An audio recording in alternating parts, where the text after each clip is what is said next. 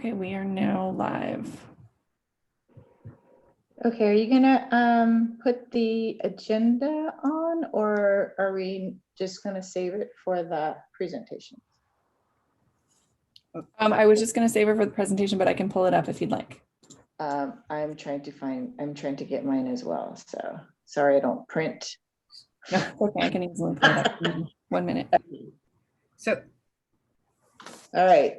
So at 5:35, I'm calling this Board of Architectural meeting to order, and we'll start with the roll call. Board member Sani. I see her. Let's make sure she can unmute herself. If I may, she has a comment in the question and answer that she might be having audio problems. Can you check the Q&A, please? Yeah, she is having something.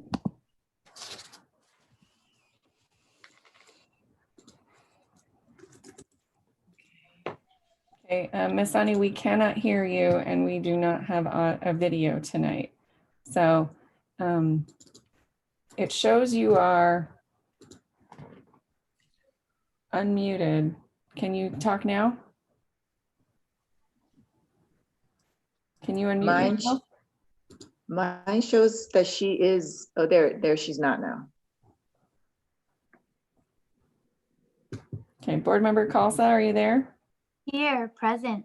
Okay, and we have, and Chair Ventimiglia, you can hear. I'm here, thank you. So what options do we have with board member Sani? She can call in on the call-in number that's listed on the agenda. That would, that's an option. Okay. If her audio Lisa, is not working. right, and she's not muted at the moment, so. She's not, yes. So I can do a screen share of the agenda, which has the phone number on it if she wants to call in.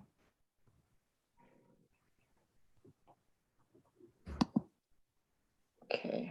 Also, I believe there's a link in the email that was sent earlier with both options. That is correct. Yes, thank you.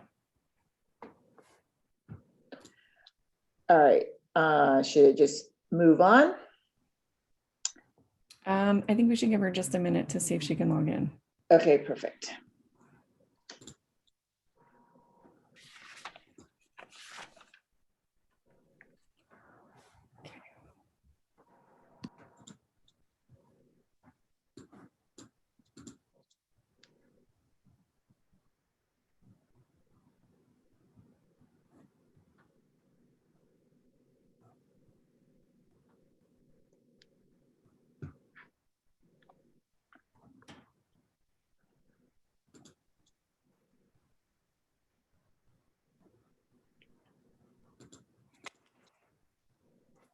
She said she will call on the phone just a minute, so we'll just wait till she calls in.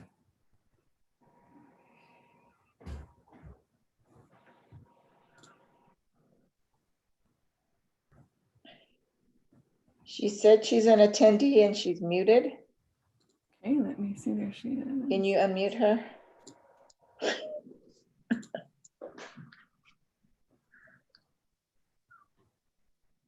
She's a 5808 number, the last 4 digits. Looking at my attendee list. Let's see. Oh, wrong. She says it's 6713. 6713. Okay. Yes. There you go. Okay, she can talk now. Uh-oh. She's got her So computer I think on. she has the video on as well.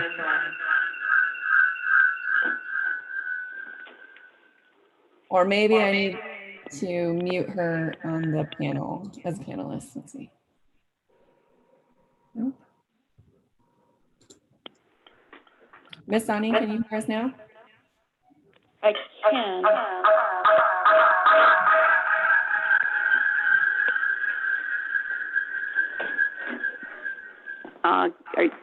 Feedback still? Yes. Wait, talk again. So I've got my computer in a different room than my phone. Okay, that's better now. That's much better. But I'll need to be able to view what's being presented and then still be on the phone.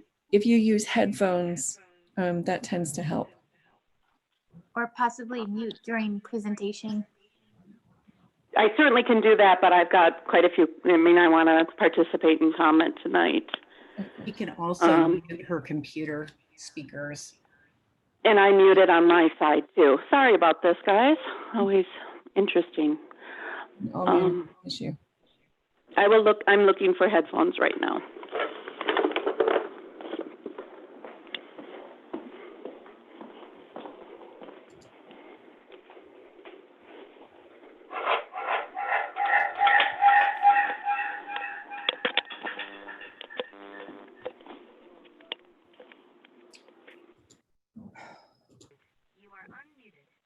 I'm still showing no contacts.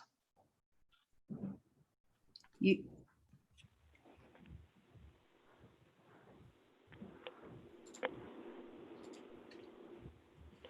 So I'm not quite sure. This is Lisa. Is this better, and is there a way for me to view the presentation while also being heard? that's better, I think. But I'm in two different rooms. Oh, well. Don't know how to fix that. Can you see the screen share that's going on? Can you see the agenda right now? Or is it because your computer's in the other room? My computer is in the other room, and when I come close, it starts.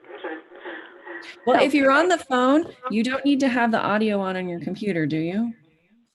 No, my audio is not. Oh, there we go. I had muted, but my audio. There, is that better? Oh, yeah. Yep. Yeah. Wonderful. And Okay. thank you to Donhofer for that comment. So sorry for all that. Thank you, everyone. Okay, wonderful. Okay, we'll continue on with the agenda. Item number 3, the review of the agenda. Is there anything that has come up in the last 72 hours that may need changing or a vote be taken to add the item to the agenda?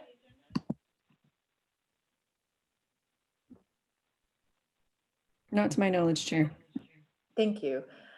Is there anyone in the public that would wish to address the Board of Architecture review on matters not on this agenda tonight? You may do so at this time. Is the best way to raise their hand, Leslie? So Yes. we can identify you if anyone has comments that are on items not on the agenda tonight. For anyone in the attendee listening through Zoom, please raise your hand. Otherwise, they can submit an email and I will read it aloud. But I have not received any via email up to this point. Okay. There's a hand raised. There's 2 hands raised. Okay, Alex Miller, I'm gonna allow you to unmute yourself and speak. Hi, Alex Miller here. Looking at the agenda, there is a Keith Mitchell, Vice Chair, but I didn't hear his name being called during roll call. I'm just curious if he is on the board or not. Thank you. Ms. Gale, you are unmuted and allowed to talk during public comment. Thank you. This is Gail Tier. Just very concerned that you said that you didn't receive any emails. I sent in a letter to be read to you. Is that the entirety of your comment? Yes, yes. Okay, I have 2 public comments, but yours was pertaining to a business item, so it was going to be read under the business item. I understand. Thank you. Ms. Chair, those are the only public comments. All right. At this time, we'll close public comment and move on to item number 5, approval of the minutes of April 15th, 2020. Any comment corrections from the board members? This is Lisa, and I Yes. do have corrections to the minutes, or what I believe are. First of all, on item number 2, Board Member Kosla, her last name is spelled wrong. And I'm wondering, I believe this was a virtual meeting that we had on April 15th, and it's showing that it was council chambers. So want to make sure we get that reflected correctly. And on page 4 of the packet, which is page 2 of the meeting minutes, we've got the board asked several questions. I'm wondering if those questions can be delineated. And then also my name, I'm not a board member anymore. I was voted as vice chair at the beginning of this year, and I don't recall the meeting date on that. I believe it was in February. Thank you.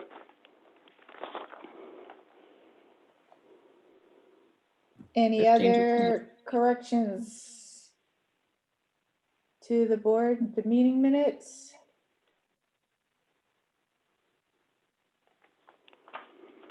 All right. Any motions for approval? Yes, I have, No, ahead. go ahead. I have a motion for approval with the corrections as stated. Second? Could I add to the motion, or Sure. at least propose an addition, that we wait until the additions are made and that we as a body look at it next time?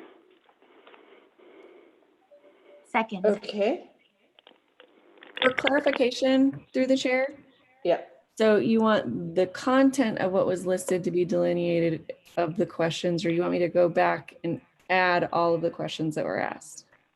What is the request? It sounded to me that the questions that were, or the items that were discussed as far as questions goes, wanted to be delineated. Is that your intention, Lisa, for the question or for the request? Yeah, that would be my request. It certainly doesn't have to be word by word, but just what questions were posed at the board that day. Okay, so you And don't my have to. concern is we've adopted action minutes, and so those would not be consistent with action minutes. So that's why I'm asking about the total level of detail. Is the recording available, and could we have that listed on the meeting minutes? Absolutely, we can put the link directly to the video. Great. Would that suffice, Lisa? Yes. Okay, and then, so is that going to be reflected under this business item? Leslie? Yes, ma'am. All right. So with that modification, is there still, is there a second? Is there still a motion and a second that I haven't heard? Yes, I'd like to make the motion. All right, with the corrections as stated, is there a second? All right, I'm gonna second that. Any other further discussion? Okay, all in favor, say aye. Aye. All opposed? I oppose Any for abs- the reasons I stated earlier. Thank you. Okay. Well, all we need is 50%, correct? That is Motion passed for the minutes. And now we will get into the business items. 6A, Board of Architecture Review. Application 2002 for the Seaside Resort Development, property owner and Shea Homes applicant. Requesting design approval for the construction of 61 new single-family dwellings within the Seaside Estate subdivision. So staff, would you like to start your presentation?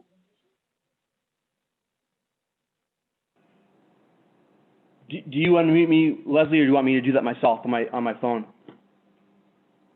You're talking, so you're unmuted. Okay, perfect. Thank you. I didn't know if you were. Do I need to unmute after I'm done, or will you do that? I just wanted to clarify with you before I do it on my phone after I'm done. Whatever's easier for you. If I hear any feedback, I'll mute you. Otherwise, you'll be fine. Okay, thank you. Do we have the PowerPoint from staff before? This is the applicants. 1 second, I'll pull that one up. Thank you.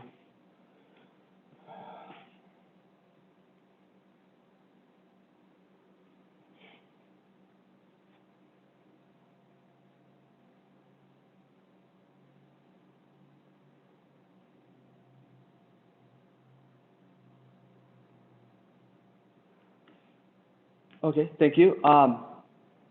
We'll start off with I want to note that the project was before the BAR on April 15th, 2020.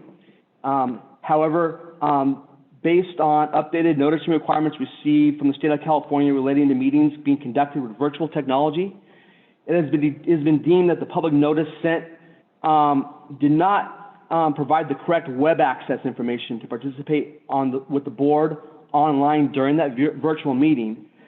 As such, the project has been renoticed to the 4 property owners within the HOA development and has been agendized correctly and is being brought back to the board under a new meeting to complete the design review process for the project. We'll note what we have on the slide that is shown. This shows the Seaside Resort area, which is known as the Seaside Bayonet Black Horse Golf Courses. On the diagram, the areas in green represent where the fairways are for the golf course. And what I'll orient you to the west is Monterey Road. To the east would be General Gym. And then where Seaside Resort is on top, that is to the north, which is the military housing area. And then on the south end, which is Co Avenue, which you have the Seaside Highlands homes that are on that southwest corner, and then we have the Sun Bay Apartments, and then further we have the Bostrom Apartments, and then on that far corner of this, at the southeast is the Seaside Middle School. The area that will be developed for this project is what's highlighted is Phase 1 and Phase 2. We have put some X's within, there's 4 existing homes that currently have been built under separate permits in the Seaside for this development, and those X's are toward the east side of Phase 1. The development that's in the middle, which is blue, is the hotel area, future hotel area, and then there's some future timeshare areas that surround the hotel that is just to the north of the hotel area. But neither of these areas directly abut the project, which we'll be considering this evening. There are 61 lots that would be considered as part of the Phase 1 and Phase 2, and that would with the 4 built, that would be 65 developed lots then that would be occurring, and then there are 60 lots that are between the areas in yellow at the top north and at the bottom south, and those are future subdivision areas within the SRD development that would be determined at a future date. Can you go next slide, please? So what we've included in the packet, the applicant has included, and we will go through some of the plan types, or the plan types that are being proposed, and the applicant will give you more further description as well. But in their proposal, they did include a layout of where specific plan types would be placed, kind of pre-placed as part of how they would market and sell this subdivision. This is the area of Phase 1 that would be occurring, that was identified on the previous map that we showed. Next slide, please. This would be the beginning, the area at the top, that loop area, that is the access to the project off of Monterey Road.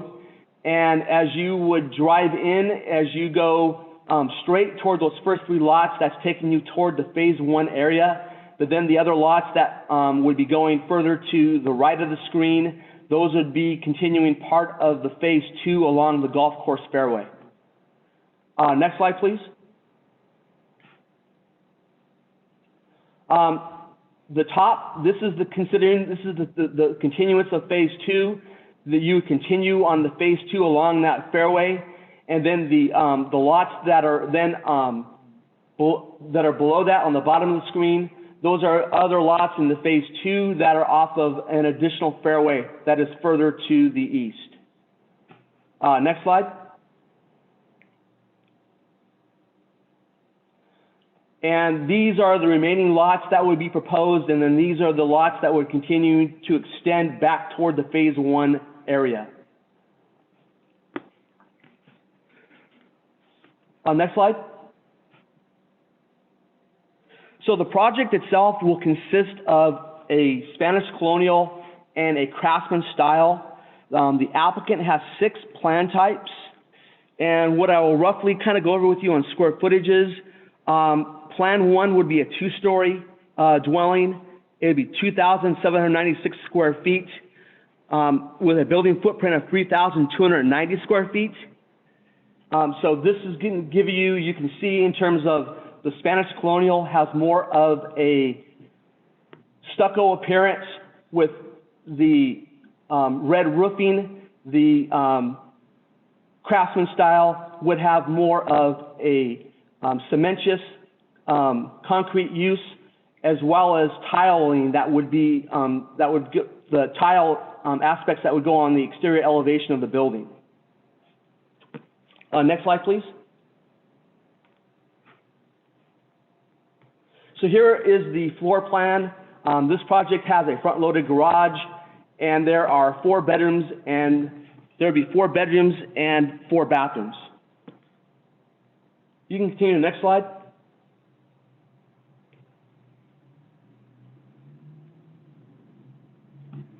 So here is a there are 4 elevations provided on this drawing. You can see the front elevation on the upper right with a rear elevation to the left. And then we have the side elevations that would be on the latter 2 depictions. Next slide, please.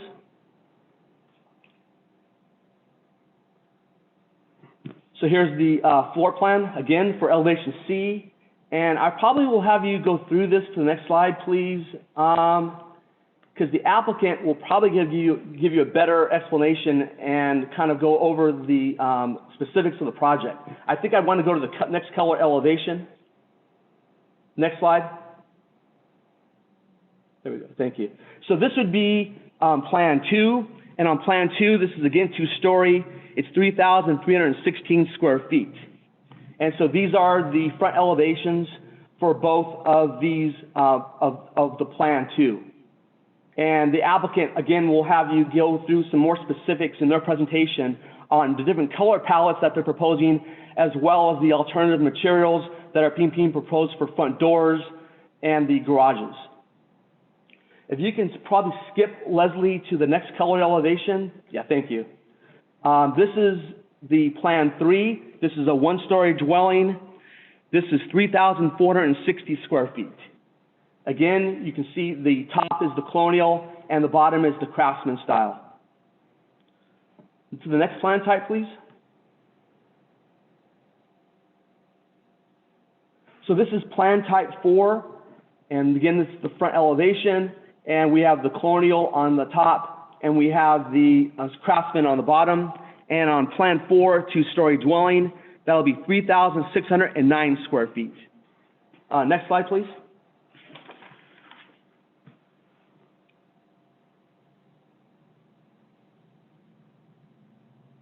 I'm sorry, it's jumping around, so it's this one, correct? That's it, Plan 5. Thank you. I think we have, yes, here we go, Plan 5. This is a 1-story dwelling. It would be 3,527 square feet. And then we'll go to the last plan. And Plan 6, this is a 1-story as well. It'd be 3,080 square feet.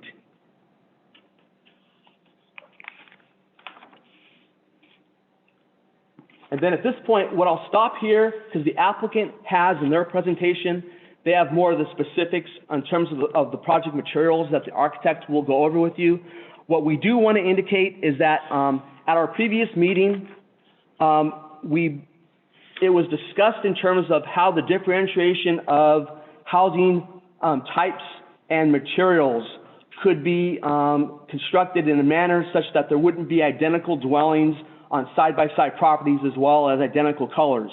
What was brought forth was that there could be 39 different styles or options available, so that could avoid that type of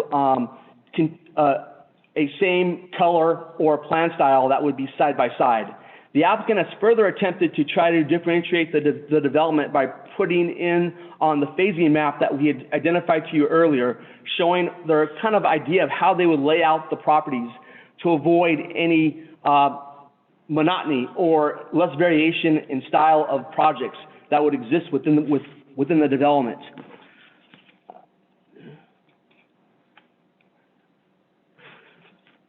So city staff has provided conditions, again, for the board's consideration for approval of this phase of the project before it goes back to the applicants or to the HOA's design review committee for its final approval before it comes forward to the city for building permits. We have attached in the staff report the guidelines which include there's different development types of Mediterranean, there's the colonial, there's the craftsman style of homes that can be built. The applicant in this case has chosen to create a development which would have the colonial and the craftsman style homes. Staff finds that the original design, that the design guidelines do provide a type of architectural style that would provide the very interest that would be consistent with the design guidelines. At this time, if there's no questions for staff, we would allow the applicant to present the project further and give you specific details on the architectural aspects of the project. All right, thank you, Rick.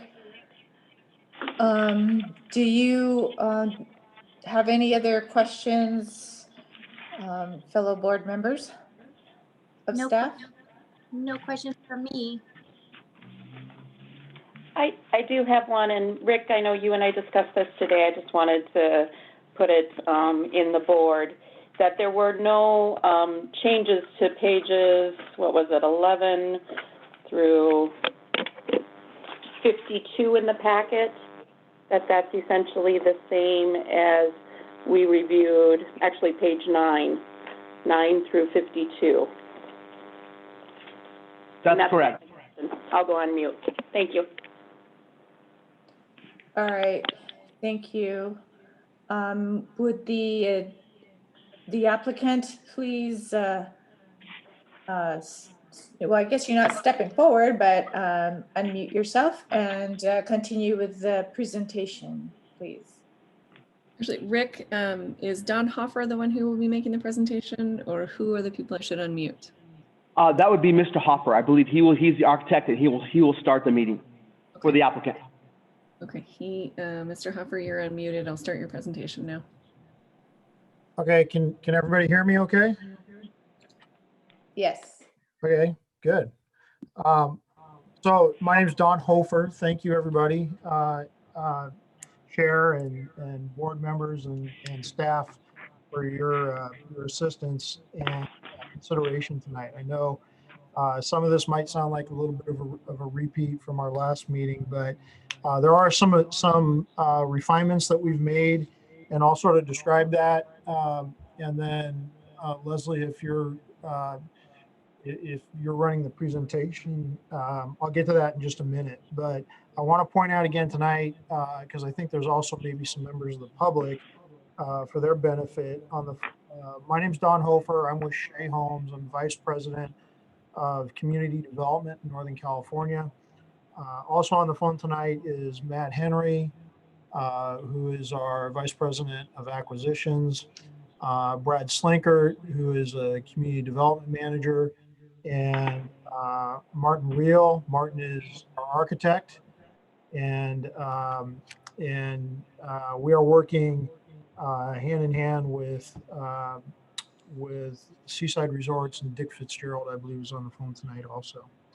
The homes that staff just presented are homes that we have never built before. They are distinctive designs that we have selected for this site, and I think it did a pretty good job of, as you walk through it, to see the various different diversity. The presentation spoke to the number of different variations that we have. For 61 lots, there's actually as we discussed at our last meeting, 72 different variations of plan type and elevation and color scheme as was originally designed and presented and submitted to the city. And you get there by looking at the fact that there's 6 different distinctive designs, um, and then 2 different elevations each. So either a Craftsman or a Spanish colonial. And then those plans are plotted even in a standard orientation or in a reverse orientation. And so 6 times 12 times 2, 24. And then if you consider that for each one of those elevations, we have a total of 6 different color schemes, or 3 per elevation. That gets you to 72 different variations of the way these homes could be plotted on the site. We've provided a site development plan that shows how we would like to plot the homes and the elevations throughout the community, so that, again, as Rick pointed out, we would not have repeating forms or homes or color schemes next to each other. So this adds to the diversity, and really, what we're trying to create here is a sort of a semi-custom look and feel to the community that blends in well with the custom homes that are already there. And, I don't have I think what you find, which when it comes to Shea Homes, I should also point out, we are, a privately held home builder, and we really pride ourselves in providing communities that are of quality nature, and something that we can all be proud of as we walk away from the community, that we've created a space and a community and a place where people will live and either raise their families or spend their time, that they can be proud of, that we can all be proud of as we create communities like this. Our program also includes, a considerable amount of interior options. So we literally have, over 100 options that homeowners can select for the interiors of their homes. That further lends itself to the idea that these are homes that are built for a buyer. That we don't tend to spec homes as much as maybe many builders do. And so, we try to make sure that as we're constructing through the community, buyers have the opportunity to come in and really participate in the process of customizing their home to be the way they want it. And it does create sort of that semi-custom feel to it as you go. So this was the program that we presented to BAR previously. And then after that meeting, there were some concerns that we heard of from the 4 homeowners that are invested and live in the community. And so Mr. Fitzgerald helped us to arrange a meeting with them. And we spent, I want to say it was probably about 2 hours last Thursday in one of the homeowners' homes, meeting with the 4 of them and sort of walking them through our program. Getting to know them and having them get to know us. And I think it was I think it was helpful. I think we walked away with a bit better understanding. And I know that for the homeowners, there was a little bit of concern about making sure there was adequate diversity within the community, and as we built it out. And so we went back, and this next slideshow then that Leslie has up on the screen now is the result of what we did to further provide diversity within the community. And what we've done is, in addition to all the variation that I've talked about, we looked at, were there ways that we could further create diversity by changing additional elements on the elevations of these homes. And so really what we've come up with is a garage door, a front entry door, and a coach light that is unique to each color scheme within the community. And so if you go to the next slide, Leslie, you'll see the elevations, which already show pretty good diversity. It didn't advance on mine at least. Oh, there it is. So pretty good diversity. And I hate these kinds of presentations, unfortunately, because I think that the colors tend to get washed out. And you lose a lot in the translation of color schemes from the way they look in reality when we build them to the way they look on the screen today. But if you can imagine that each garage door, each front entry door is unique to each color scheme, you almost get into this pattern where it's almost impossible to repeat. You know, home, color, elevation, garage, and entry door combinations as you build out all these variations in the community. If you go ahead and advance to the next slide, Leslie, the idea is that, and this is one of our color schemes for Spanish Colonial, we would identify specifically a garage door. On this plan, it would be the Newport style garage door by, I think it's Dalton Williams is the name of the garage door manufacturer. And then we would give our homeowners the ability to even have some selections here if they wanted windows in that garage door or if they didn't. Our front entry doors would be unique to that color scheme and that elevation also.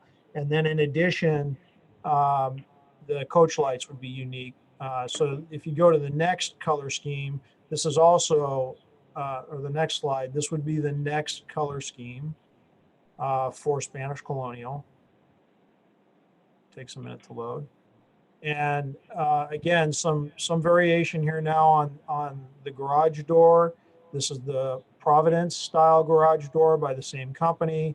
The front entry door, now we've added some wood effect in the middle of that door and a different coach light. So again, we're trying to bring as much diversity to this program as we can to help aid in the feeling that this is a semi-custom, unique community. You know, really trying to get away from the tract housing feel, right? This is not that at all. So, and then you can just advance through the next slides, Leslie, to give some sort of an idea of the variation. So these are all Spanish Colonial. The next set of elevations you're going to see here are Craftsman elevations as they come up.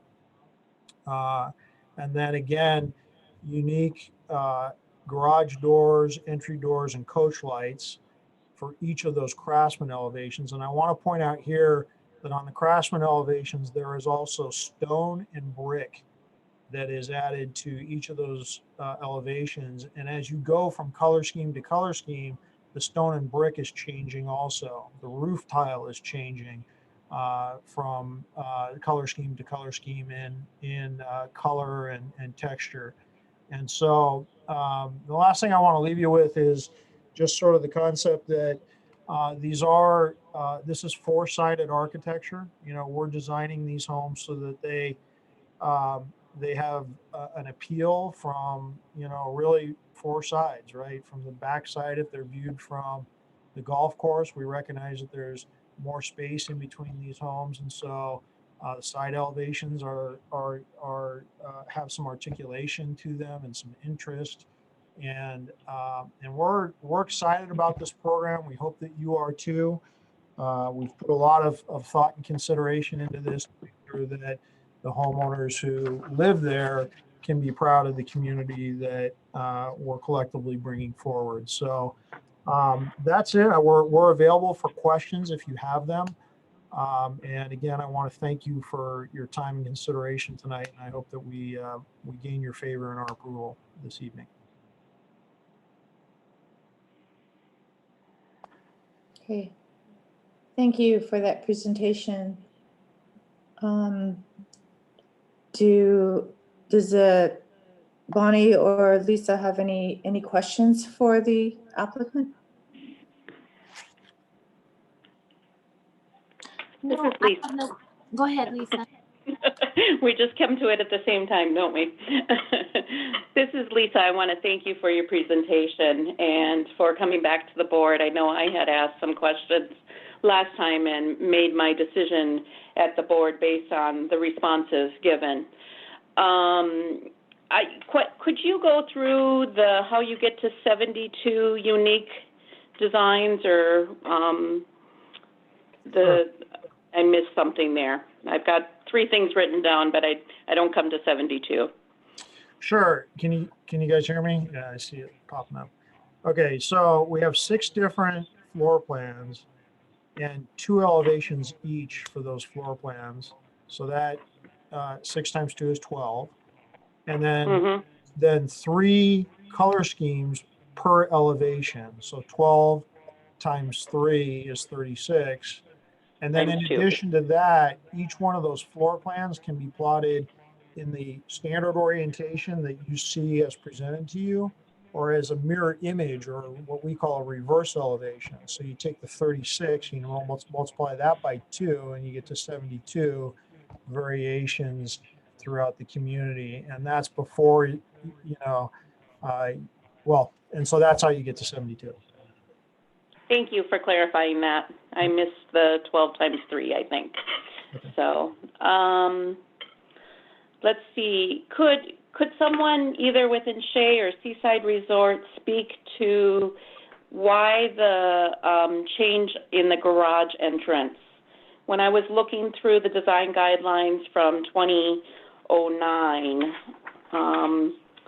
I believe that the garage was not to front the street, and that is located on page 7 of that design guidelines and page 63 of our packet this evening. Well, I'll start off, and then Dick, if you want to mention anything about the design guidelines, that'd be great. But I can tell you from the perspective of Shea, you know, we look at the site, and actually, if you look at the plotting plan that we've provided, there are some lots that are really very narrow. And so I'm not sure if that was a design guideline, how it was intended to be executed in its totality as the community built out.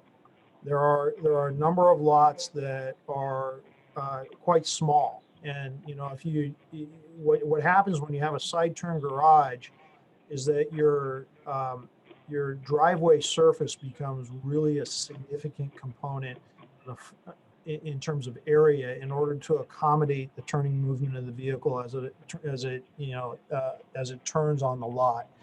And so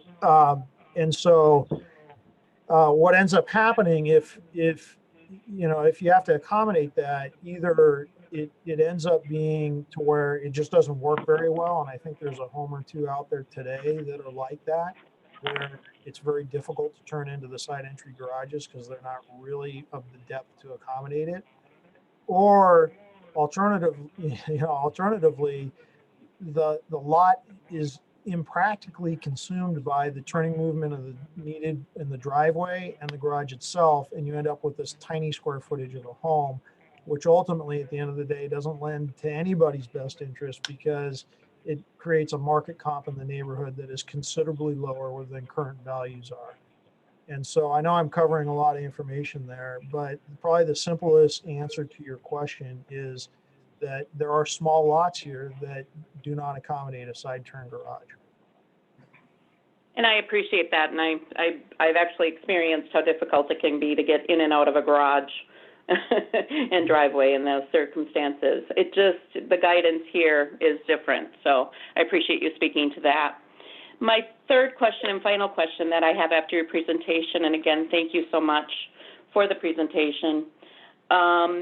Could you speak to, so when I looked at the guidelines from 2009, pages 75 through 91, which included pictures, there looked to be a lot more variations and greater variety of styles and design that were kind of highlighted at that point.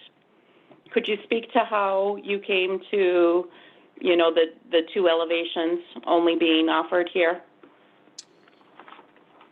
Yeah, so I think that the way we understood the design guidelines is that those were styles that could be incorporated into your design, but weren't a requirement.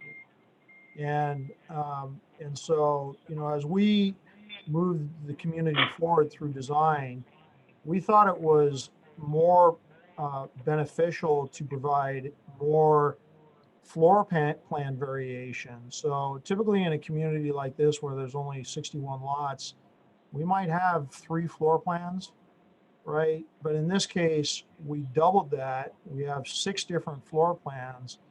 And that was in an effort to provide even greater diversity than what we would end up with if we had 3 floor plans and maybe 3 elevations. And so we thought that this was actually a better way of going.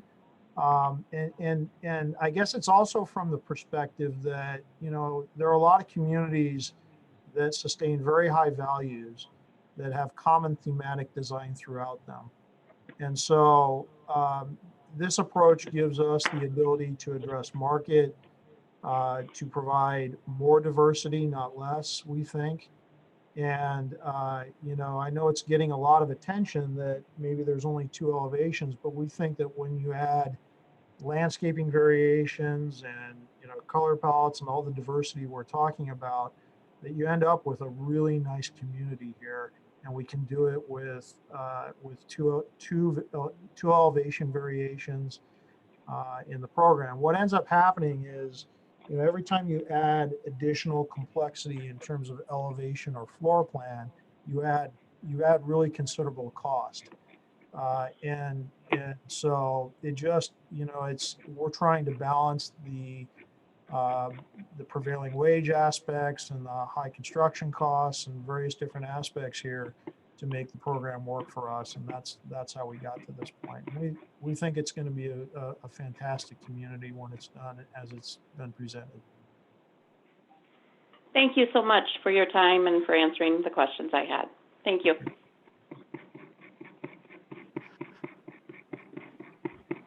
Bonnie, do you have any other further questions? Oh, no further questions. Thank you for the Wow. presentation. Okay.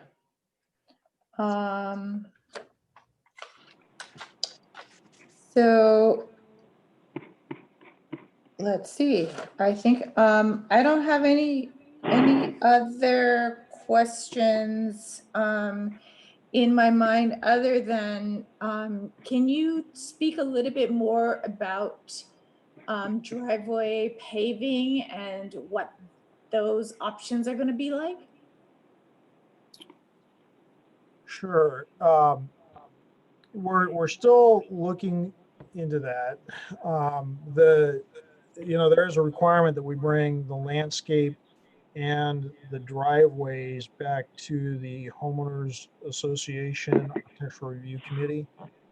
And so those plans are coming together now. I think, you know, what we're looking at is concrete driveways right now that have enhanced scoring patterns in them, some banding, but, you know, variations or different scoring patterns that provide interest. So again, there's diversity so that it's not as if you just have a flat concrete driveway that repeats itself everywhere.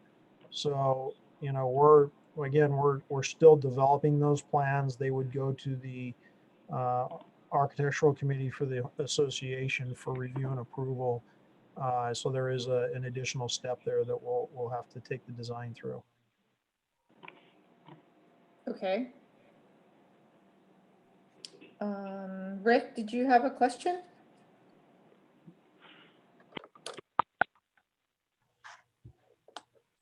No, Okay. I do not. I do not. No. All right. All right.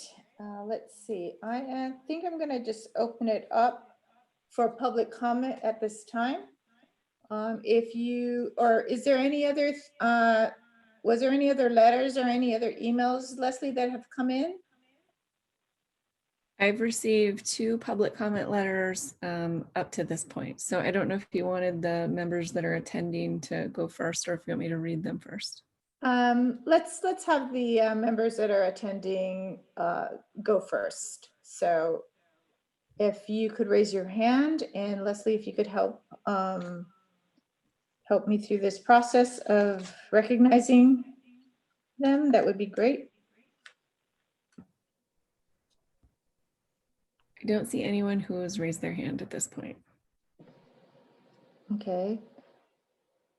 So once again, anyone that's on this call that has a question or would like to make a comment in regards to this project, if you could raise your hand.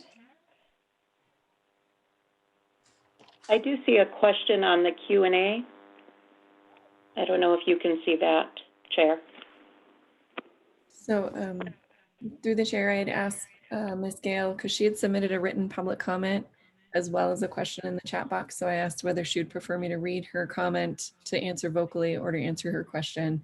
And she said she'd like you to answer her question that was posed. Okay, I'm sorry, I have the answer, but I don't have the question. Would you like me to read it, Chair? Sure. Okay. It's from Ms. Gale, who's attending on the phone here, and in Yes. chat, it's 22. It says, how did we come to all these changes without any in-out, I assume that's a typo for input, from the homeowners who had to comply to rules such as no garages allowed in the front? I'm sure that those lots were considered when the original plans we thought through. How and when did these rules change? That's the question. Thank you. Okay. Would you like me to So- read the public comment received as well? Yes, that would be great. Okay. The next one is from Pastor Ronald Britt from Greater Victory Temple. It said, I'm Pastor Ronald Britt, a resident of Seaside, California for over 35 years. I'm writing this letter in great support for the betterment, development, and economic improvements of Seaside, California, as well as the building of new homes on the Bayonet Black Horse Golf Course. I support the building of elegant homes that will be built there by Shea Homes, an American home building company. However, I'm not fully aware of the current residents' concerns regarding this matter, but again, I'm in full support of the homes that are being built there and hopefully that those homes will not depreciate the homes that are already built there. Sincerely, Pastor Ronald Britt. And I've received Thanks. nothing else via email. Okay. And that was the only other letter? I received two, but when I asked Ms. Gale if she wanted me to read the letter or answer the question, she said the question. So I'm assuming she doesn't want me to read the letter.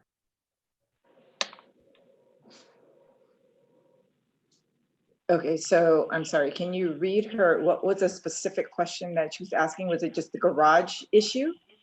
Yes, it says, how do we come to all these changes without any input from the homeowners who had to comply with the rules, such as no garages allowed in front? I'm sure those lots were considered when it was original plans we thought through. How and when did these rules change? I don't believe the rules have changed. I don't recall if this was a specific question that was asked at the last meeting in regards to the garages not being turned. And if that was, I heard the answer tonight, and I wouldn't disagree that what the way the answer was given by the developer. And I don't know how the existing owners, if they have a say, but I know that this project has been reviewed by the DRC of the development. So they're the ones that created these architectural components and their design guidelines. So I would assume that they would be the ones that would have the first say at them if they wanted those corrected. And through the chair, I'm sorry, I have received messages from her. She does want me to read the letter and she hasn't exceeded her 3-minute time limit. Is that okay if I read it? Yes. Okay. Good evening, everyone.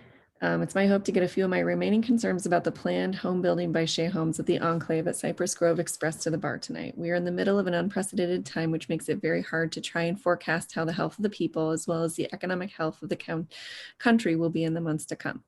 I do not want to see this planned build succeed. I do want to see this planned build succeed and move forward, but I take issue with how fast this is being pushed through the system while so much of the city is unable to be functioning at 100%. Even the bar is operating seemingly shorthanded. I've been in touch with Governor Gavin Newsom's office trying to get confirmation that at the beginning of the shelter in place, Governor Newsom stated that the only city functions that will be operational during this time is City Hall and the Planning Commission. The others were not considered essential. I've not received a confirmation answer yet. I was told by city attorney and council person from another city that the bar is not even supposed to be functional until further notice from the governor's office. Again, I'm waiting confirmation. My concerns about Shea Homes is that they are not up to the strict rules and regulations that I had to follow when I built here.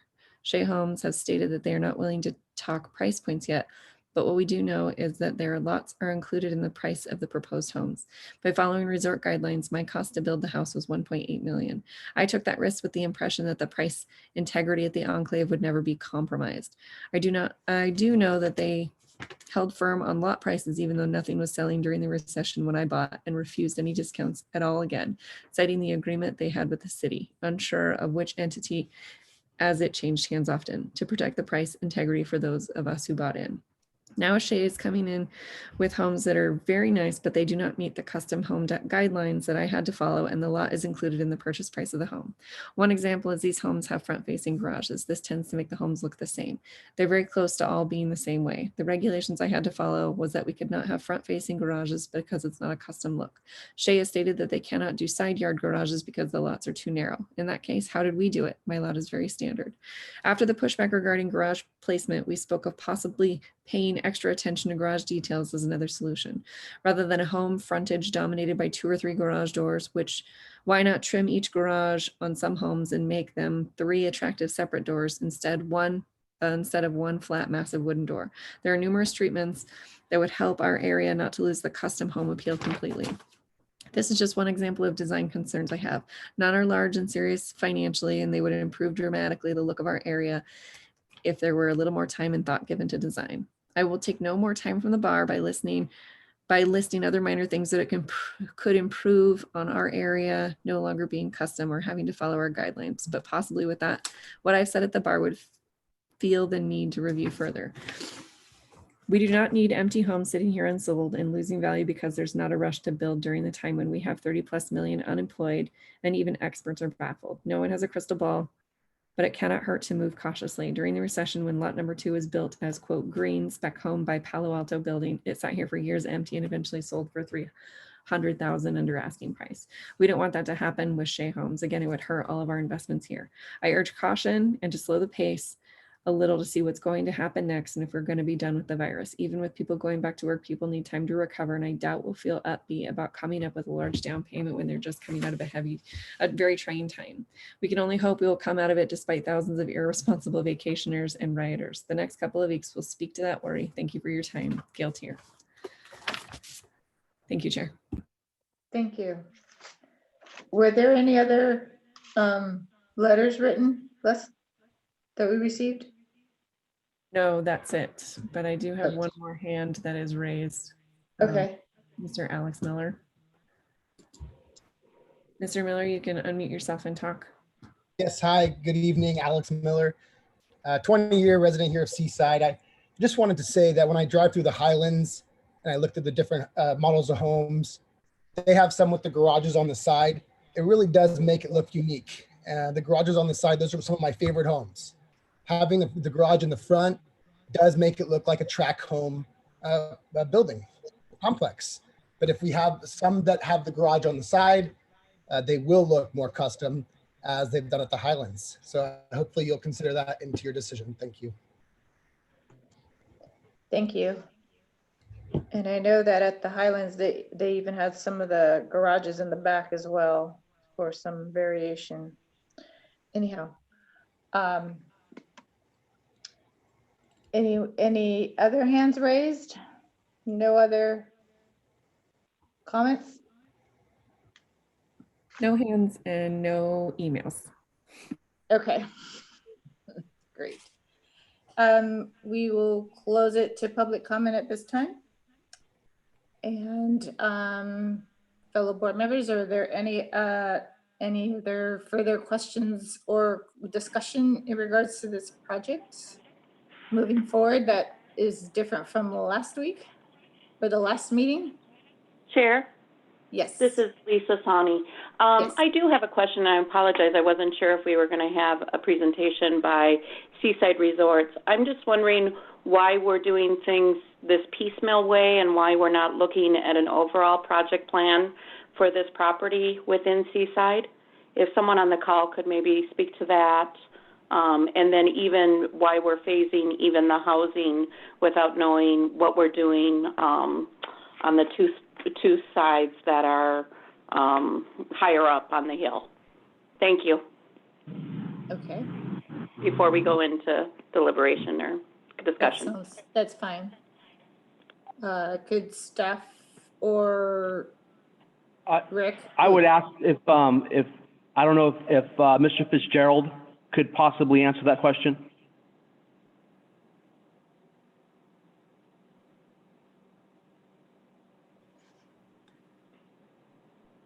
Can you guys hear me? This is Don. Yes. It doesn't sound like we're hearing from Dick, so I'll jump in. Can you and guys I'll- hear me? Oh, there's Dick. There he is. Yes, I'll be happy to answer that. As you know, in this marketplace, the capital necessary to build a major resort is very hard to get. We have presented to the city a design concept for the hotel. The reason that we're not moving forward yet on the hotel is strictly available capital. The reason that you don't move forward on the multifamily condominium is because they are closely tied in design and operation to the hotel. So you do those somewhat together or in concert, even though they also would be phased. As it relates to the process we went through with Shea Homes, it was the exact same process that we went through with the other 4 homeowners that are in existence. Their plans were submitted to our HOA Design Review Committee, thoroughly reviewed. The garage issue was discussed, and the Design Review Committee, on recommendation from our outside architect, unanimously voted to approve those plans. So we don't feel as though there's any rush going on. I will also say, and Donhofer could certainly echo this, but I don't think a company the size and quality of Shea would be investing in our residential if they didn't think it was going to work. So the concern about the state of the economy or the state of our recovery and so on, I think this is quite a positive statement for where Seaside is going. And this subdivision was built in 2007 and 8. It's had 4 homes built and nothing more than that. And this is a real opportunity for a shot in the arm for that portion of the project, as well as the city itself, to have new quality housing brought to the market. I don't think it's been anything brought to the market of this quality or magnitude in well over 10 years. So I think we really think they're going to do a great job, and it's going to be a great addition to the community. I hope that answers the question.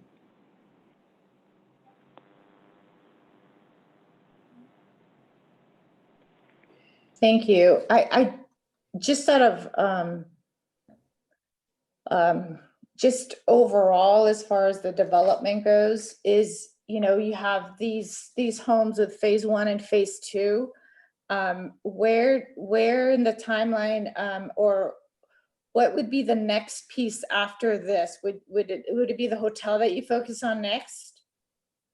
Well, we are constantly focusing on the hotel. Hotel plans have for the last year and a half to 2 years, hotel plans have been moved forward.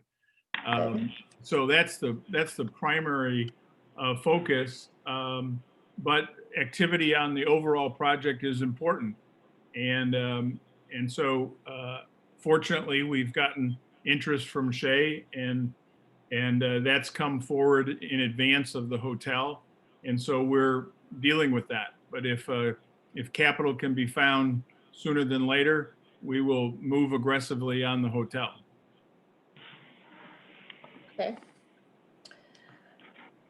Lisa, did you have any other follow-up questions? No, well, he answered it quite well. My one question is, for the last 10 years, there's been no one interested in the lots that were advertised? Or was that not an effort of Seaside Resort to sell the lots individually?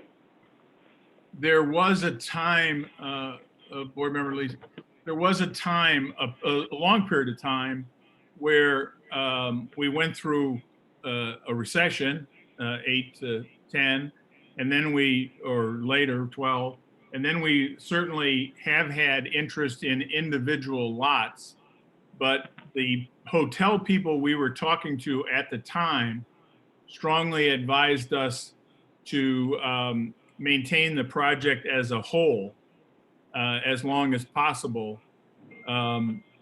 It just doesn't make sense to continue to do that when you have an opportunity to bring quality product to the marketplace. Thank you for your response.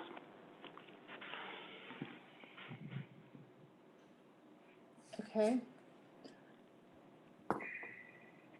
Any other questions or discussion? Should I open it back up to the public?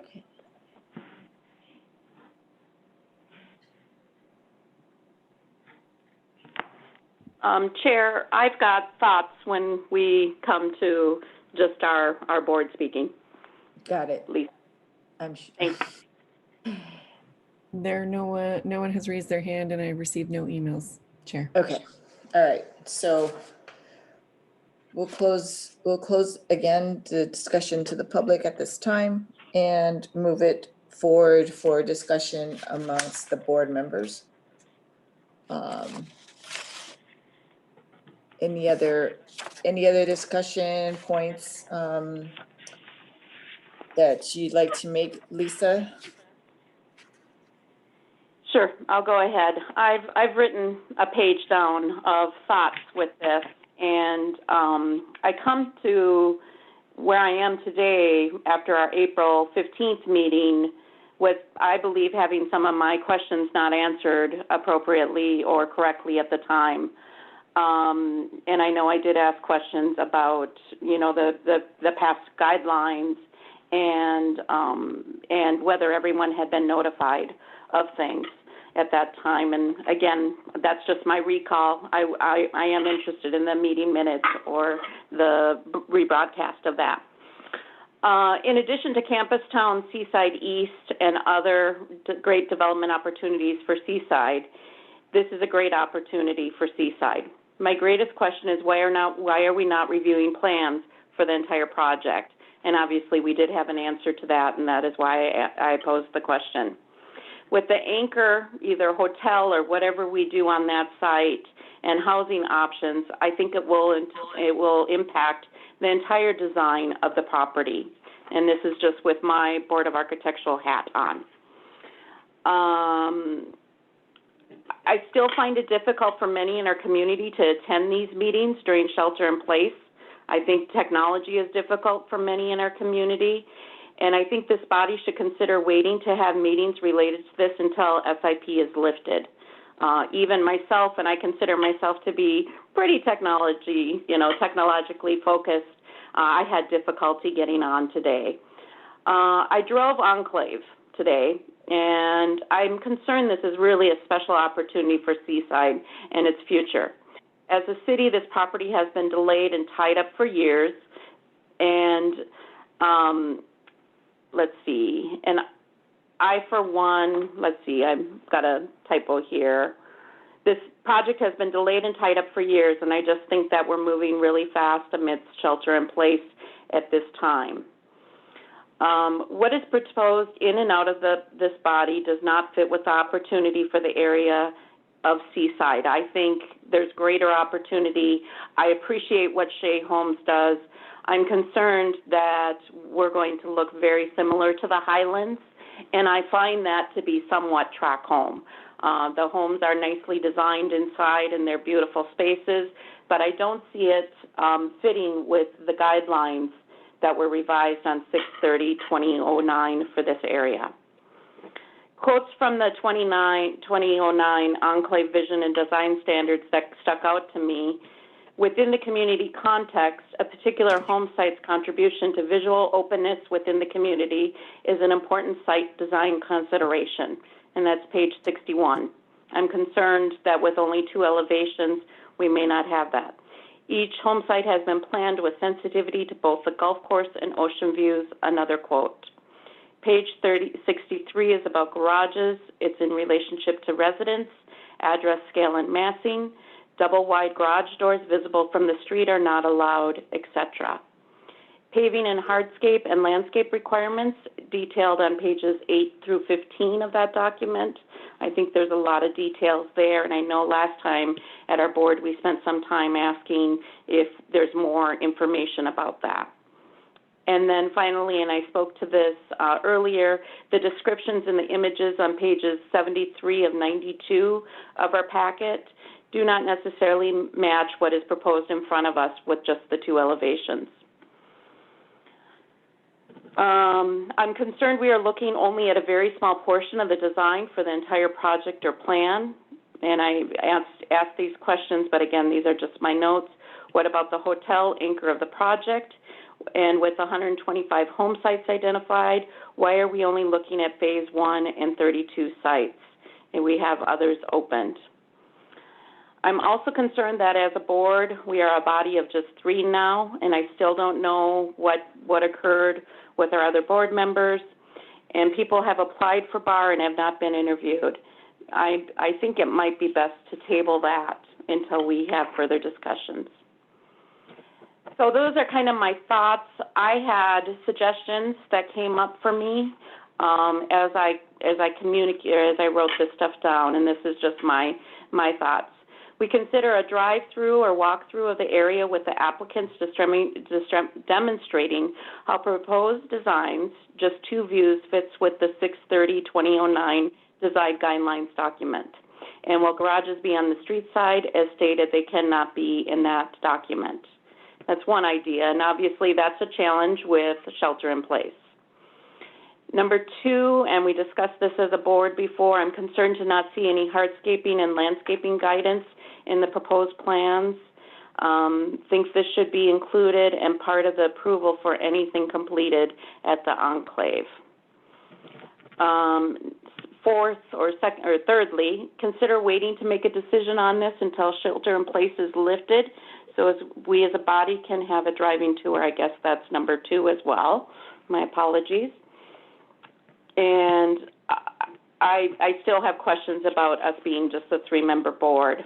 So I appreciate what Shea Homes has done. I think they've done some beautiful things in Marina and other areas that I've been to. I'm just not sure that what's before us is of the design guideline standards that were set in 2009 and for the specific area and the gem that our golf course could be. I'm certainly for development. I'm certainly for building homes in our community and having diverse homes in our community. I just think after we've waited so long, we want to make sure we do what's right and best for Seaside and steward our resources. Thank you. All right. Thanks, Lisa. Let me just see if Bonnie has anything before I recap the whole thing. Yes, I do. I appreciate all that Chair Shawnee has offered and mentioned and agree largely with her. However, for me, I feel like the homes are a priority over the hotel. And I appreciate what Shea Homes has done in talking with the current homeowners' concerns and spending 2 hours with them and their priority in providing diversity. I understand that there's a garage facing conflict, and I feel that if it is a priority for the direction of the garage facing versus family living spaces. I'm for the family living spaces, and I prefer to have the garage door face whatever direction it needs to in order to provide for that. So if forward facing garages equals more living spaces and family spaces, I'm for that. So that being said, I think that's all I have to offer right now, but thank you. All right, thanks, Bonnie. I hear what you've said, Lisa. I read through the document as well, and I thought that the 09 document had a lot of good items in it as well, and that, you know, had each lot been looked at, and I'm sure Shay has looked at each lot individually and figured out what plan would work best on what lot. You know, it's an it could use some refinement as well, perhaps, and I still would like the notion that, or maybe I could ask the question. That was a question I was going to ask. I asked the question the last time in regards to ensuring that we do not have a duplication of the same plan, you know, right next to each other, or just every other house. If one plan becomes more popular than another, that it doesn't get replicated in, you know, many more times, of that we have these 6 plans and that they get dispersed throughout without being repeated, you know, a lot. So in relation to that, I do have some questions in regards to the garage doors as well, but Bonnie made a good point as well with you know, if the whole front piece becomes a driveway, I don't necessarily know how great that would look, as well as opposed to having part of it be paved and then you still have some yard in the front to accentuate an entrance per se. And as Bonnie pointed out, you know, if you have more living space available, then that it would be a good thing versus giving it to paving and a garage.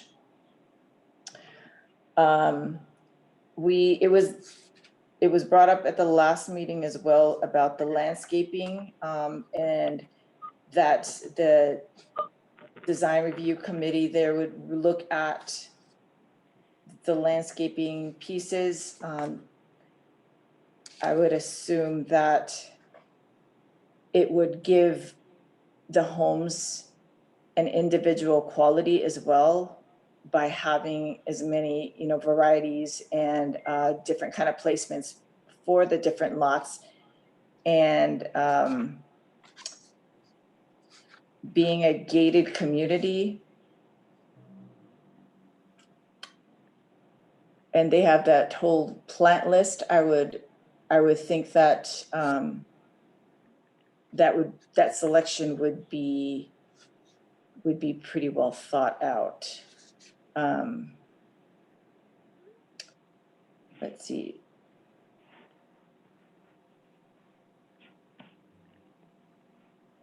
The only other item that that I was looking at as well was when the homes are sited on the lots, that the setbacks per adjacent lots be carefully looked at, and so you don't have a repetitious or a straight line that you can see down the way. There's only a couple roads that have just a straight driveway or a straight street frontage that would be obvious if you looked and got a perspective view of it. But a lot of the streets are curved, and so you know, the front setbacks would be varied because of the roadway as well. That is what I have. So in regards to Lisa's comments about postponement at this time, waiting until shelter in place is done, can staff give me some guidance in regards to that?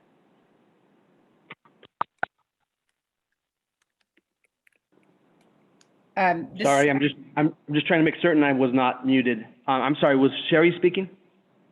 I was going to add something about guidance on shelter in place, Okay, I'm sorry.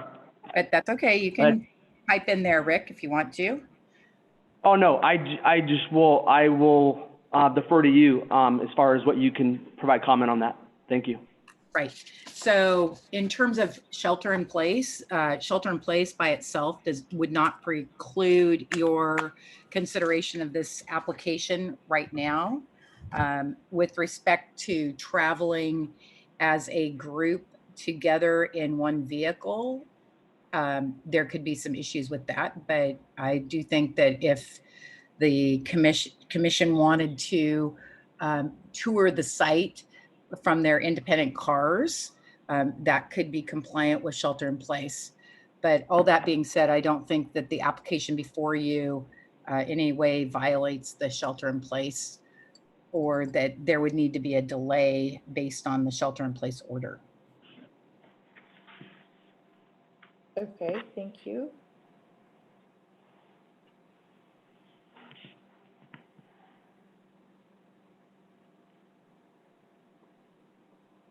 So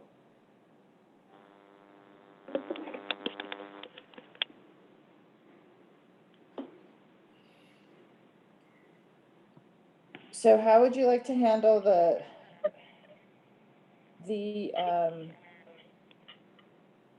reviewing the site?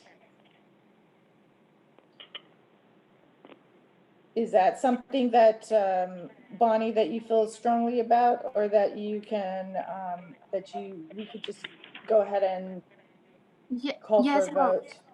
Well, I kind of trust your opinion in that the street orientation with the garage orientation is conducive of not having a look that's with having a look that is diverse. And from the presentation that was given tonight from the applicants, I feel that there are many options and they are taking into consideration the uniqueness of the different designs. If you feel like a property visit is important, I would be willing to go. However, from the information presented tonight, I feel confident that this is a good design, and I am willing to move forward with it. Okay. All right. Lisa, do you have any other input? I do, as it's a gated community. I really think that having a tour, even if it's individually, would be of value. And we could even do, you know, I'll leave it there. So the purpose of the tour is in regards to specifically the garage piece, or what are you, what is it that we are going to be reviewing as far as the lot and the site placement of the homes? Sure, Chair. To me, it's much more about the site placement. I do appreciate that the garages could be tight on certain homes, and obviously we're not going to look at every. We'll defer that to Shay ultimately. They certainly build homes and know more than I do at this point. But I do think that reviewing the site guidelines and just having how the Shay Resort Estates Phase 2 development plan fits with what was originally designed, what the design guidelines were in 2009 would be of value. And again, because it's a gated community, I think that's something that could be of value to this body and to the community that is concerned about this as well.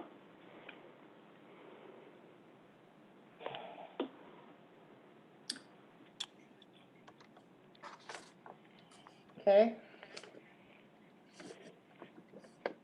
Is it possible for us to get either, I don't know if we need to have someone let us in, or we can get the code, or is there a way we could do that in the next 2 weeks before our meeting on the 17th or 18th? Well, that is one piece of it. And the other piece is, I don't know how, I think some of it is not even rough graded. So, what you see there might be a little different from what's on these plans. So, yeah, so, and there's no ridge poles or anything up there. So you're going to have to imagine and, kind of have a perspective with these homes in the area. I don't know if anything's been flagged or marked at this point, and I agree with you. And obviously, we as a body have gone and looked at a lot of things that have been flagged that are, being proposed. And I'm not asking for that here, but just even saying, I don't know if there's any, if they've done any surveying, or if there's any posts or things that are out showing where the, the roads would be and where the designs would go. But that's what I'm interested in. Madam Chair, if I may, this is Gloria Stearns, Community Development Director. Yes, Gloria. Is it possible for us to request either Don or Dick to weigh in on this matter to see if a site visit would be of any value, considering the conditions on the ground as they exist today? That would be helpful. Dawn, can you speak to that, or? Sure. Can you guys hear me? Yes. So I think there was a comment about a portion of the site not even being constructed, and that's true. That is correct. So there are, I'm not sure really that there's much context that would be gained from a large portion of the site that would, seemingly be applicable to this, because it's just not built. There's a couple of other points I'd like to make that hopefully will play into your consideration this evening. The first is that there was a comment from a homeowner that seemed to be a bit negative in a sense. My understanding is that there is a unanimous support letter from the 4 homeowners also that supports the project moving forward. And so I'm not sure why that wasn't read, or maybe that didn't get to you, but it would be good if that could be considered. The 4 homeowners who are directly affected by this, as I understand, are supportive of it, of the proposal as it is today. There was a comment about Seaside Highlands, and this was a big issue between us and the homeowners when we had our discussion. This development is so different than Seaside Highlands. It is not intended to be anything like that. And I hope that the comments tonight that are being brought up about the uniqueness of the site, that you are able to understand that this is not tract housing. This is a very nice, high quality community that we're proposing to build. It is, and I don't know how much you all know about Shea, but we have experience building high-end golf course communities. In fact, probably the closest, Silver Creek Valley Country Club and on the east side of San Jose is probably a noteworthy project that's close to here. That very high value, the highest, nicest homes, when they were built in the east side of San Jose and still continue to this day. So we have experience in this. We're proposing to you this evening, we think, a project that is uniquely designed for the qualities of this site. I fully agree that this is a special project. It is a unique opportunity. There, you know, we've paid close attention to view corridors and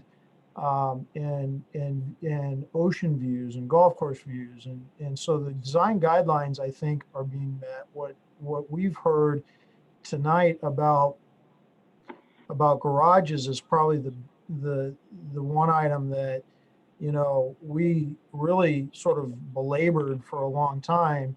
And my last point is that in one of the letters that was read, there was a comment that one of the lots that's out there that was built on is a standard lot, and that is not correct. That is misinformation that I hope that you all realize. It's represented in the plotting plans that we gave you. They're in our proposal tonight. They're part of our package. It shows how we intend to plot, but it also how we intend to plot the plans throughout the site, but it also shows you the existing homes. And the homes, in particular, the one that was identified by the homeowner, is one of the largest lots in the entire community. And so for that lot to accommodate a side turn garage, well, sure, it works. But look at all the other lots that are not rectangular, that are oddly shaped or have big slopes on them. The other thing we haven't talked about is grade. There's tremendous grade issues with retaining walls that are going to be built. And so, you know, the majority of our plans have a side turn garage element where there would be a single car side turn and a 2-car front. We have a plan that is all 3-car side turn. And we have a couple plans that have 2-car fronts because of lot fit issues. And so the diversity of garage orientation that we're providing to you in this package tonight is great. It's big. I'm not sure that anything changes if there's not an approval this evening. And, you know, we're eager to move on to the next step. We don't build communities like this with the idea of losing money or, you know, and so the concerns about the economic environment we're in today, while it's fully understood why people, you know, feel that way, I would just point out that, you know, we sell homes and then we build homes.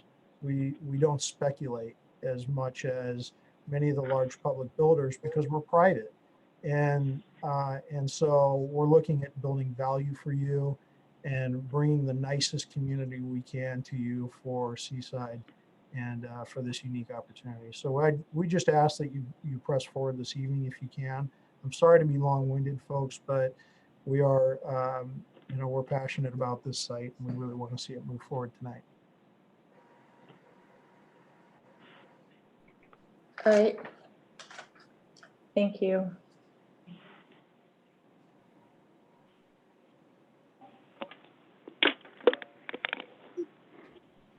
All right. Chair, Yes. this is Lisa again. Yes. Could somebody from city staff speak to that nothing changes if there's no approval tonight? Is the approval not pending bar approval? And can it not wait 2 weeks, or is there a timeline or something happening that I maybe am not aware of? Sure. Rick, could you address that?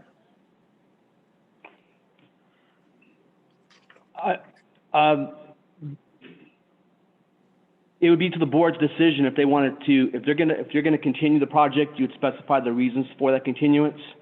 But there is no permit streamline act that is on the project that would prohibit that. So your options are either to that action, approval, or denial. And then there can be an appeal made to the next body, which would be the planning commission, if actions for approval or denial are made. But there's nothing that would, there's no timeline that would prohibit a continuance. So it could be continued, I'm just clarifying. So there's If that's- 3 options for the body tonight. Correct, yes. Okay. So it could be approval, denial, or continuance for the reasons that you have, which is primarily the garage placement. I want to add something here, Chair. Yes. One thing that Rick did not add, that if in the review of the conditions of approval, the bar can review those conditions of approval. And if there's any condition of approval that it wishes to add or recommend, it can do that as well as a potential option. Okay. Thank you. I'm trying to get there in my packet. This is Chair. Yeah, I know, I am too. What page would that be on? Like 9 or 10, I think, but my paper's all out of order here. Okay, Packet page 9 is what I have, Chair. all right, let me flip to my page 9.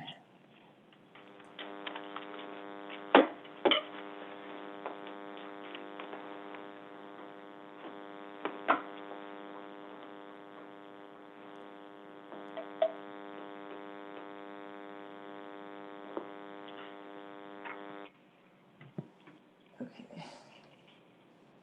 So I show 2 planning, 1 building, yeah, and it's just a couple of pages of conditions.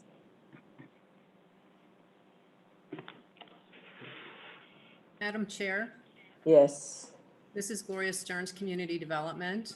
yes, As I heard you talking and as you were deliberating, some of the things that you mentioned were like possibly varying setbacks. So that might be something that you would want to consider. Having them identify ways so that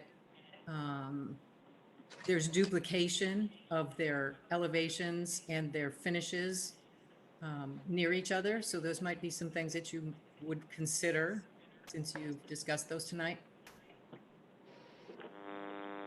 Okay. Correct.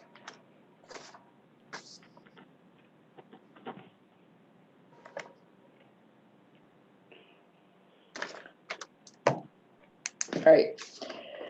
So let's see. So Lisa, what items are you left with that you would consider to, that you would like to have further consideration?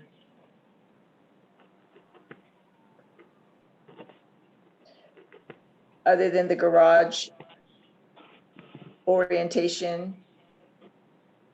Yeah, I wonder if we could put in there something like no more than 25% of the garages will be front facing, or we can pick pick a percentage or something, or if Shay has any perspective on, any research that they've done with how many lots they think need to be a front facing garage.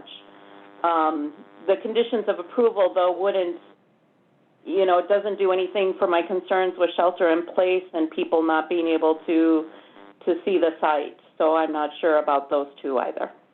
And I do there's also a question on Zoom, and I'm not sure if you saw that, Chair. I know it's hard to follow everything, but I don't know if we're closed at this point or when that was typed at 6:55 p.m. So a little different with us being in the virtual age at this point. Yeah, I don't show any questions, so I don't know if it's on there for a certain period of time and then it's gone, or if that was addressed. Through the chair, Yes. Leslie, Yes. they asked if there was another letter from a homeowner read. I did not receive any letters I did not read. I double checked my email. I haven't received any additional public comments. Okay, thank you for that. Thank you for clarifying that. Madam Chair, Yes. one other thing is you mentioned, or it was mentioned, I'm sorry, Ms. Sani mentioned the percent of side-facing garages. I think it might be worth hearing from the applicants or maybe Mr. Fitzgerald about their thoughts on that to see how viable that might be. And maybe they could help you zero in a number if that's realistic to achieve with this plan.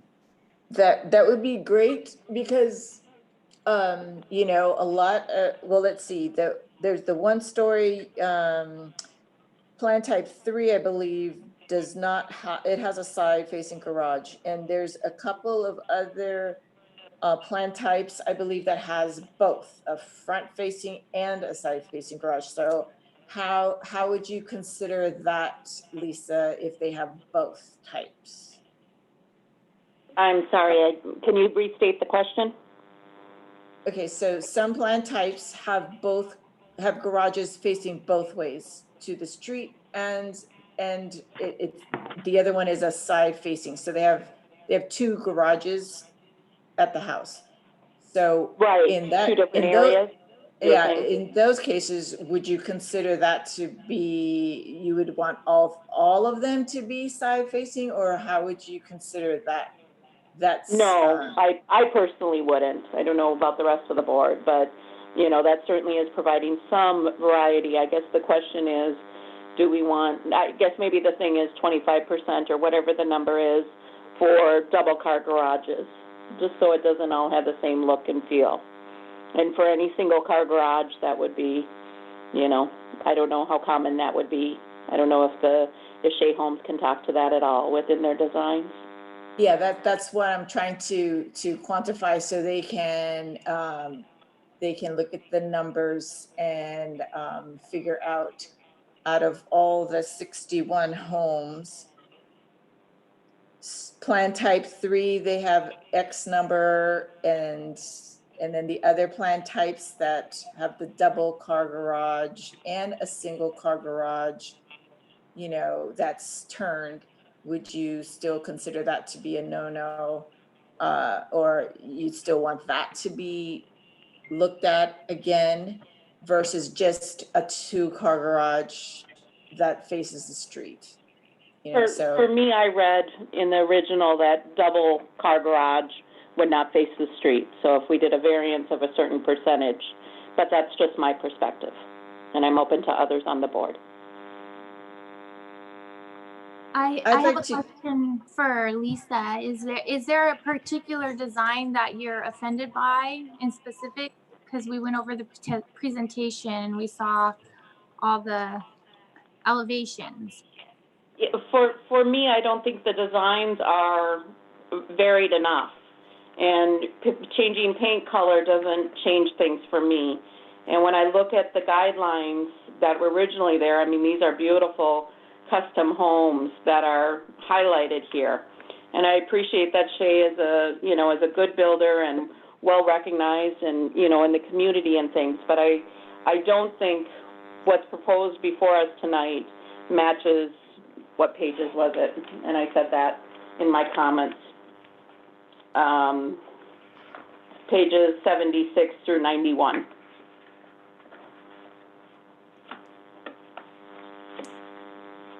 Chair, yes. Respectfully, this is Donhofer, and I think I can provide some information on the garage issue that might be helpful. Okay. So of our 6 plan types, Yes. only one of them is a 2-car front-facing garage. Then we have, there's basically 3 different garage forms in our design. Only one of them is the 2-car facing front. We then also have a 3-car side turn garage. And then probably more prevalent is the split orientation, where you have a 2-car garage and then a 1-car garage. And all of this is shown in the development plans that we provided. And so I don't know, staff, if you have the ability to put up the development plans on the screen so it can be seen, but it is in the packet. It's in the first couple pages of the packet that we provided to you in our submittal. That development plan shows the diversity that we are suggesting. There are 6 right now out of the 61 homes that are being shown on that development plan currently that are Oh, you'd have to go to the staff presentation. It's not in, that was ours, yeah. But I'm sorry, to finish that thought, Yeah. there are only 6 of the 61 homes right now that are the Wilder 1 plan. As shown here, it's that top plan on the upper left. And you can see where we've plotted it on this plan. And that's the only 2-car front-facing garage orientation that doesn't also have a side turn element to it. So, so that's, and this is how we would propose to build the community. If there was an approval this evening, what we would be willing to accept would be, a requirement that we work with staff, or, some requirement that there be diversity in plan type and garage orientation, and that changes to this plan be reviewed by staff with us in the future. We do want to have a little bit of flexibility in making adjustments to this as we go forward, but to the degree you want to be involved with that or have staff involved with that, we'd be all right with it. And then there was a comment about varying the setbacks on the front of the home, so there was good diversity there. You can see here we're doing that. And the last comment, not to beat a dead horse here, I guess, but the lot fit issues are something to really consider. I don't know if we can go to the page before this in the presentation, the first page of the development plan. The next one. Okay, so this is a good one to look at because it gives you a good idea of the diversity of the sites within the community. Some of these home sites are very uniquely shaped. If you look at lot 1 right on the corner as an example, there's a lot of grade. Those contour lines show grade, and you can see how small of an actual buildable pad there exists on that site. And I contrast that to, if you just look 4 lots over, is lot 5. That's an existing residence that was constructed on the site, a big house on a big lot. And so really, we're trying to provide diversity. We're trying to deal with the grades and slopes. Driveways have a lot to do with that. So if you have questions about it, let me know. But, in terms of the architecture itself and the site and how it's addressed on the site, there's quite a bit of front elevation diversity, as you can see from the plotting here, and mix. We're not looking to build the same home next to this, the same home, or repeating in any way. All right. I don't disagree with the front setbacks and stuff in regards to this section. It was more the section of phase 2 that you have more lineal streets, and the setbacks or the garage, your faces are all, they all seem to be in a straight shot. So, And I don't disagree with that comment. And so, we would be happy to, provide offsets and building frontage, to the degree we can within the existing site conditions. So, And are these pads are pretty, this area here is pretty much graded more or less, correct? these lots are built. Yes, the streets are in. Yeah, so, but the other ones where you still have an opportunity to create the pad and et cetera, and indicate where driveways are, you have a chance to, I don't see too many reverse layouts of the homes as well. Yeah, well, So we can do that. You're right. that, yeah, especially where you have the 20-foot easement between, that would be, an opportunity to do something different there as well. Absolutely. Okay. So could I clarify, looking at the thing that's in front of us right now, the the slide that is in front of us, Yes. it looks like, what, 90%, 85% are front load garages, two-car garage doors. Is that a fair statement? I'm sorry, I didn't follow the question. Could you repeat? that? Sure. It looks like the slide we're looking at right now, at least 80% of them are two-car front load garages. Yeah, so I think what you're referring to, yes, the side turn garage orientation, which is that Wilder 3 plan, it's sort of a pinkish color, takes up a big lot area. And so we're restricted a little bit on how often we can plot that home in this area of the community because the lots are small. Mm-hmm. So. And that is the only one that you have a side garage for? No. Well, the side garages exist on, of the 6 plans, 4 of them have a side turn One car. garage, a single car side turn garage, right? So any of those Wilder 2, Wilder 4, Wilder 5, or what's identified on here as new plan are all have a side turn garage element to the architecture. You're right, there's a 2-car front, but there's also a single car side turn. Right. And would it be possible to swap the 2 for the 1 in some cases? And I realize that's getting into design and everything else, but that would create more variety in the neighborhoods too. Unfortunately, there's a depth issue associated with that. And so it limits our ability to plot that house if we do that. And so it's not part of the program for that reason. Okay.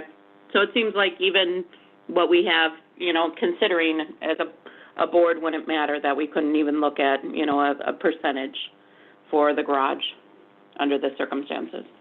Yeah, I mean, that's why we provided the development plan, so that you could see the diversity there in the development plan. Okay.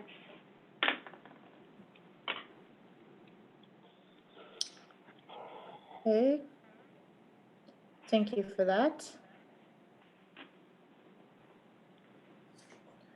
All right. So,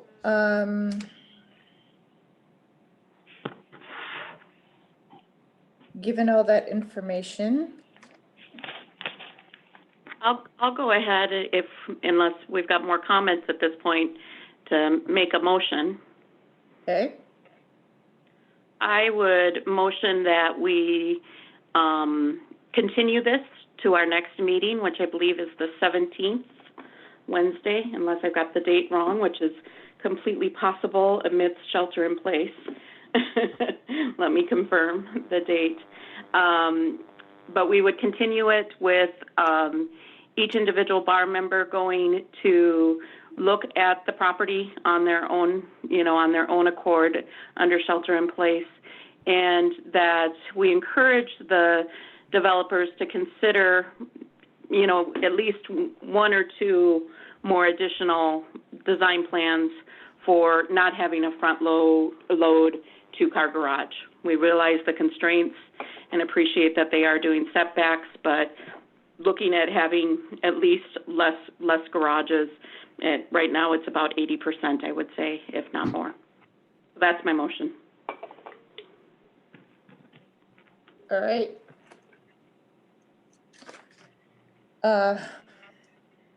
Is there a second?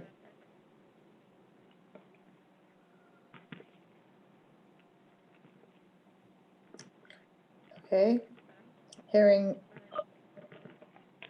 none. Is there another motion? Anybody else care to revise your motion, or Bonnie, do you have a motion? Yes, I actually, I really like the project, and I understand the constraints of the grading and the slopes, which actually provide quite a diversity of look from the street. And so I'm for living spaces if that means garages are orientated toward the street. So I would actually like to make a motion to approve the project as presented. Well, I believe there's a motion on the table first, so that was denied? There was no second. Correct. So now we're making a new motion, is that correct? That's correct. Okay.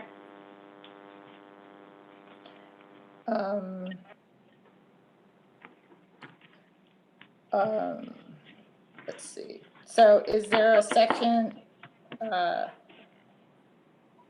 Is there a second to the new motion to approve the project as is?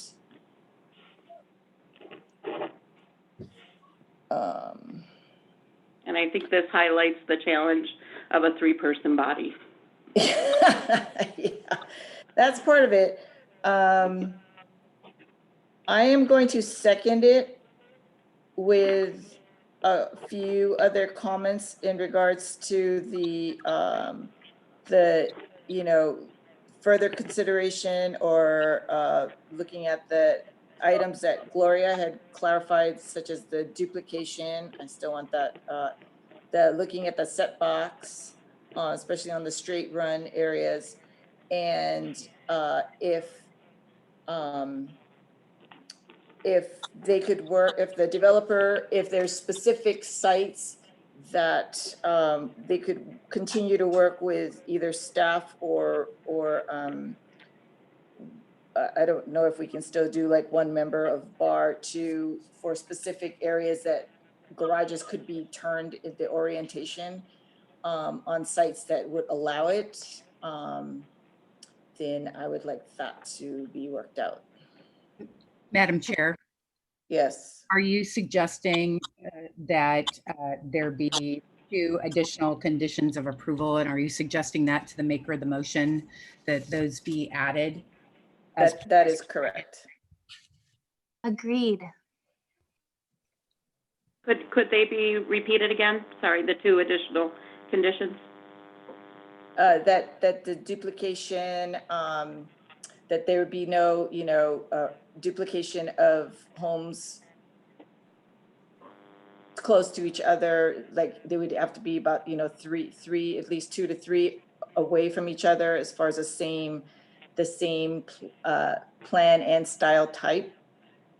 That the setbacks on the street areas would be reviewed to give some undulation of the front setback, and that specific plans where they're since the lots are varied in sizes, that the developer would work with staff to propose a few other areas that the garages could be turned. And are we putting a percentage or a number by that? Or it's just as? It's just as the lots would allow with the setbacks. So I heard 3 additional conditions. Correct. Is that fair? Correct. And Mr. Medina and Ms. Stearns, are those clear as to how those would be drafted and incorporated into the conditions of approval? Yep, thank you.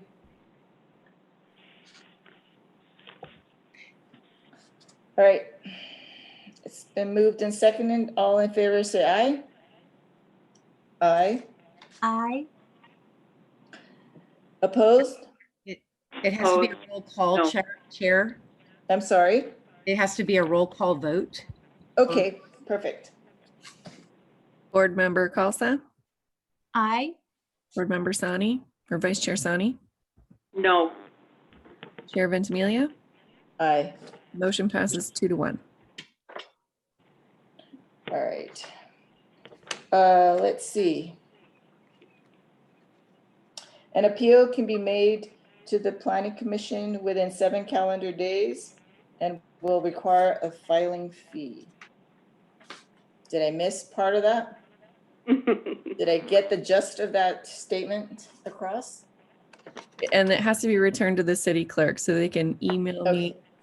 or call me. You can email at cityclerk@ci.seaside.ca.us or call at 899-6707 because we are closed to the public at this time. And I'll help make arrangements. Thank you, Leslie. All right. Thank you all for your participation with this matter. We'll move on to the next part of the agenda. And I need to find the agenda. I'm looking too. Reports Oh. from board members. Okay, reports from board members. So, question in regards to what Lisa had brought up earlier in regards to the makeup of our board, which we seem to be missing a few people. Is this the right one, or is this reports from staff? Yes, it seems like the vice, as Lisa had mentioned, the vice chair is mislabeled as well on this agenda. Through the chair, the city council is going to be taking up boards and commissions on the June 18th city council meeting, which should resolve some of the concerns that you have regarding your board. June 18th? Yep, June. Okay. Did we have a board member resign, or was he? Due to lack of attendance, his seat was declared vacant as part of the policy of attendance adopted in the board and commission handbook. And that, has it been advertised that there's an open seat? No, we have not advertised because we are not conducting interviews because of the shelter in place. Which leads me back to some of my concerns. So understand, certainly understand. We can't do Go ahead. telephonic interviews? We haven't yet, in other words. We have not been having many board and commission meetings, so we have not conducted any interviews at this time. It's just been something that's been on hold. And again, it's going to be before the city council on June 18th. And So what is being put forward? Is it to open up or to review applications, or are we going to change the makeup of the board? Is that what's being put forward?